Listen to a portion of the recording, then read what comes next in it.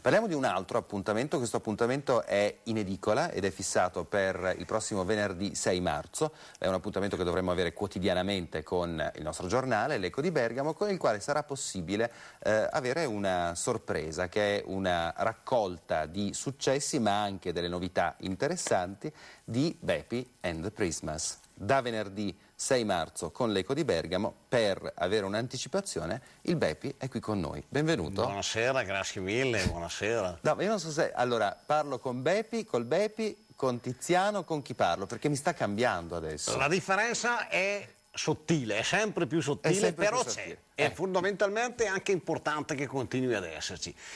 Quando tu ti trovi di fronte quel pelo sopra le righe, più teso, più volto all'ottimismo che non al pessimismo, più solare che non implosivo, quello è il Bepi. Ok.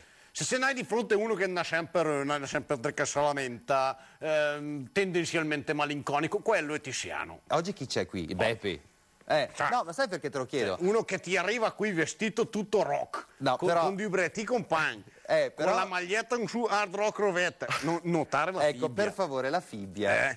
Non so se questa qui è l'ultima trovata tecnologica del Bepi. Del Bepi di mio padre, l'ha portata lui da Hong Kong. Ah, però. È andato là apposta, Gli ho detto mi serve una fibbia così cos'ha, di mio padre, ci penso io. È uscito di casa, dopo una cosa tira l'altra, l'è finita a Hong Kong e me l'ha comprata con scritto me che ele il pagher, che è poi lo slogan rappresentativo di ogni disco del Bepi. Il pagher va spiegato che cos'è, perché ho scoperto che parecchie zone della provincia di Bergamo, i Gassamia cosa è il pagher. In alcune zone la chiamano la pigliera, in altre non lo chiamano proprio. Non esiste. L'avete, l'albero di Natale, insomma, il pino, quello che qualcuno chiama pino. Per me il pino è quello marittimo, quello con tutto il rotondino. È un'altra roba. Tipo il fior de Sicuria grosso. Invece l'abete è l'albero, ecco. O il pagher, va bene. Bepi and the Prismas, me resta i bergamaschi. Perché c'era questa domanda che mi ponevo? Sì. Perché è vero che il Bepi è qui, però manca qualche cosa nel modo di proporsi. Per esempio. Ti riferisci alla lunga chioma bionda che mi è scomparsa. Ma la questione della parrucca non vorrei farla diventare più grossa di quello che è in effetti, perché sembra che sia una svolta epocale che il Bepi la tira sulla parrucca. In realtà il Bepi fa esattamente le stesse cose che faceva prima e semmai manca un po' l'aspetto più clownesco, forse i bambini potevano essere affezionati a quel tipo di capigliatura lì, però il resto non è cambiato. Perché ho deciso di rinunciare a questa cosa? Il Bepi anni fa, parlo del 2002, è nato come parodia di un personaggio, di personaggi realmente esistenti, che tendono di bar, della Val Seriana, della Val Brembana, i tipi con la capigliatura come aveva il Bepi prima. E quindi era una parodia, e in questa parodia ci stava anche di fare la parodia della capigliatura.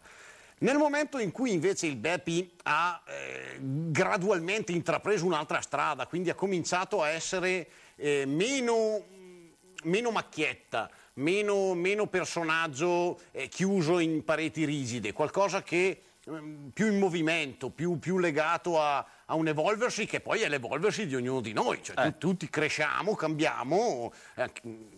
Adesso avevi i capelli lunghi, vedi, ho avuto un'illuminazione, vedi che tutti sentiamo l'esigenza di un cambiamento. Il Bepi doveva quindi invecchiare proprio per garantirgli una certa longevità, altrimenti me a 80 anni con 3.000 problemi, acciacchi, artriti, si eleva con la mia parrocchia bionda fame che il paghesto più niente. Invece il Bepi in questo modo diventa più simile a me e cresce insieme a me. Poi quale direzione prenderà il Bepi non sono in grado al momento di dirtelo, però andrà avanti insieme a me e cambierà come in effetti è cambiato dal 2002 ad arrivare a questo 2009. Però il titolo di questo CD che trovate in edicola da venerdì è Me resta i bergamaschi. Jawohl. È un segno di continuità. Me resta i bergamaschi. Nei cambiamenti comunque il fattore chiave che è quel is de Bergam, avere buona parte perlomeno delle caratteristiche dei bergamaschi, perché poi non tutti i bergamaschi sono obbligati a identificarsi nel Bepi, però sicuramente tanti sì. È importante che Bergamo è ancora la linea, il minimo comune denominatore di tutto quello che farà il Bepi, questo sì. Quali sono gli aspetti del Bepi nei quali i bergamaschi, secondo te, si sono sempre identificati, che rimarranno sempre uguali? Ma io direi, con o senza parrucca? La parlata a parte, che qualcuno può avere l'accento più o meno marcato, può dire le parole più o meno in un modo o in un altro, credo la schiettezza. Cioè, io quando vedo una cosa, di solito ho la fortuna, diciamo, di commentarla come la commenterebbe l'80% di chi vive in questa zona. Cioè, e spesso, magari guardando quello che i media ci propongono a livello nazionale, le malfà a conoscere, le malfà a vedere non so, faccio una scuola di polizia. Cioè, te guardi da chi di scuola di polizia, che ne è che ti semea a Tosio o a Tokyo, per dire, commissario, ma che dobbiamo fare? Non è meglio o peggio, intendiamoci, però ci propongono qualcosa dal quale noi ci sentiamo distanti. Vederne uno che invece parla come te, pensa più o meno come te, dici la più o meno come te lo rende più familiare, e questa probabilmente è una delle chiavi del successo, tra virgolette, del Bepi. E poi c'è la musica. Chiaro, certo, che è la mood. Perché dentro questo CD c'è anche una buona parte, una parte consistente, insomma, certo, del grande successo, anche della presenza dal vivo di tanto pubblico, è anche dettato dalla musica. Sì, certo, lì apri uno spiraglio enorme, lì bisogna chiaramente dare a Cesare quel che è di Cesare.